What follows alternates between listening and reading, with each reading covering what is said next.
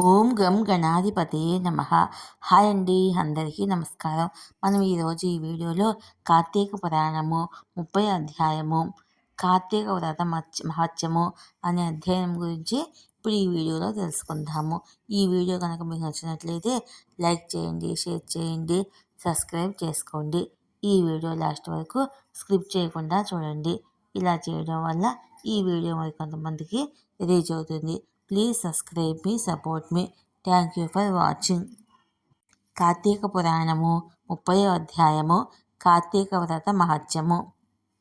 మహామునులంతా సుత మహర్షి చెప్పిన పవిత్రమైన శ్రీమన్నారాయణుని మహత్యం విని కార్తీక వ్రత మహత్యము వినాలనే ఆసక్తితో, ఓ మహాత్మా, మేము కార్తీక వ్రత మహిమ వినగోరుచున్నాము. కలియుగంలో పాపపు ఆలోచనలు కలవారికి, రోగంతో ఉండిన వారికి గాని, సంసార సముద్రంలో మునిగిన వారికి ఉత్తమ గతి ఏది? అన్ని ధర్మాల్లోకెల్లా మోక్ష సాధనమైన ముఖ్య ధర్మం ఏది? ఎక్కువ ఫలాన్ని ఎవరు ఇస్తారు? ఏమి చేయడం వల్ల చెడు కోరికలు తొలగిపోతాయి? సులభంగా ఉత్తమ గతి ఏ విధంగా లభించును చెప్పమని వేడుకుంటున్నామనిది.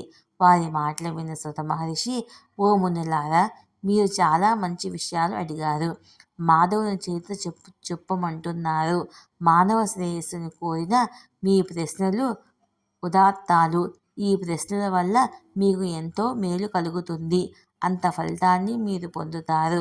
సకల శాస్త్రాలు అధ్యయనం చేసిన ఓ ఋషులారా, వేదంలో చెప్పబడిన కార్తీక ఫలం వినండి. శ్రీ మహావిష్ణువు ఇష్టము కలిగించేది, ఉత్తమమైనది అయిన కార్తీక వ్రతాన్ని గూర్చి చెప్తాను, శ్రద్ధగా ఆలకించండి. దాన్ని గురించి చాలా వివరంగా చెప్పబడింది. అదంతా నేను వర్ణించలేను, క్లుప్తంగా చెబుతాను. విష్ణు చరిత్రాన్ని వినగోరేవారు సంసార సాగరాన్ని నుండి తప్పించుకుంటారు.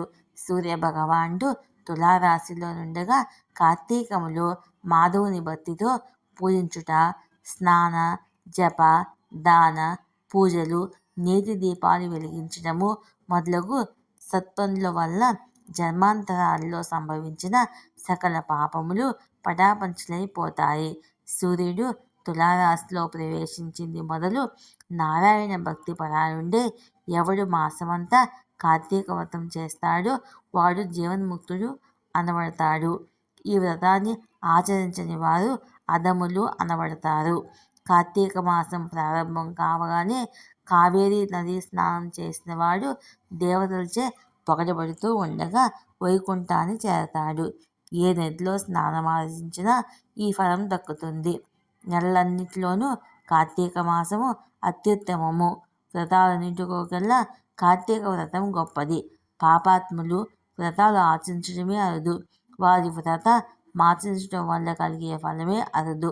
ఈ నెలలో దీపదానము, కంచుపాత్ర దానము, విష్ణు ఆలయాన దీపాలు వెలిగించడము, ఫలాలు, ధనధాన్యాలు, గృహదానాలు చేయటం వల్ల విశేష ఫలితాలు వస్తాయి. ధనిక, దరిద్ర భేదాలు లేకుండా ప్రతి ఒక్కరూ విష్ణువుకు ప్రియమైన కార్తీక వ్రతం వింటే అధిక పుణ్యఫలం కలుగుతుంది. పాపాలన్నీ హరించి అధిక ఫలితం చేకూరుతుంది. ఈ అధ్యయనం విన్నవారు ఇహపర సౌఖ్యాలు రెండింటినీ పొందుతారు. ఈ వీడియో కనుక మీకు నచ్చినట్లయితే లైక్ చేయండి, షేర్ చేయండి, సబ్స్క్రైబ్ చేసుకోండి. Thank you.